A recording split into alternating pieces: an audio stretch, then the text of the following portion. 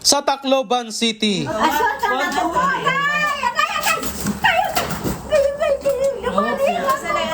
umaray sa sakit ang 72 anyos na lola sa Barangay 95, Kabigaan, Tacloban City. Bukod sa bali sa kanyang pelvic area, problema rin ng matanda ang mga bead sores na bunga ng matagal ng pagkakahiga. Sa hiling na rin ng kanyang kaanak, tinulungan ng UNTV News and Rescue Team ang pasyente.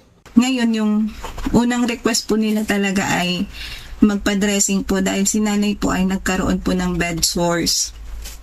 Chinek po namin, meron po siyang 2 bed sores. Yung isa po, malalim na po yung sugat at saka may nana na po. Ito naman na yan. Nice na ako sa mother. Nasasakitan kasi iya didi. Kapag nababantad, pag sugaron niya didi, na ululan niya, iya fracture.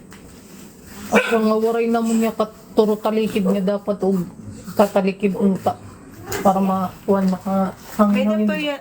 Nagpatulong na rin ang anak ng pasyente sa team na madala ang kanyang ina sa ospital. Nag-aalala nga po siya kasi baka daw po ma-infeksyon tsaka hindi na gumaling yung sugat ni nanay dahil ika niya meron din daw po si nanay na tinatawag na diabetes. Matapos lapatan ng first aid at ma-check ang vital sign, ay dahan-dahan itong inilapat ng team sa stretcher. Medyo malayo po talaga yung RV namin kasi hindi po makapasok sa may lugar po nila. So, binuhat namin siya. Makalipas ang ilang oras ay maayos namang naihatid ang pasyente sa Tacloban City Hospital. Sa Sorsogon, isang residente ng Erosin ang humingi rin ng tulong sa UNTV News and Rescue para maiuwi ang kanyang asawa mula sa ospital.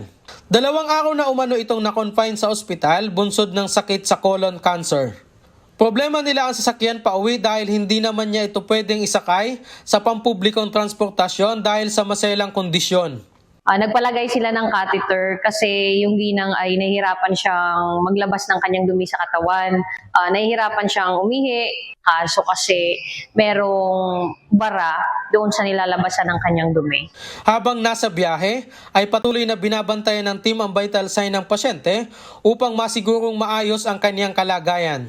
Matapos ang halos 1 oras na biyahe galing sa ospital, ay ligtas na naihatid ang pasyente sa Batang Erosin, Sorsogon. Sa mga nangangailangan ng agarang tulong sa panahon ng aksidente o sakuna, maaaring makipag-ugnayan sa UNTV News and Rescue Hotline 8911-UNTB o 8911-8688. Resti Gosmo, UNTV News and Rescue.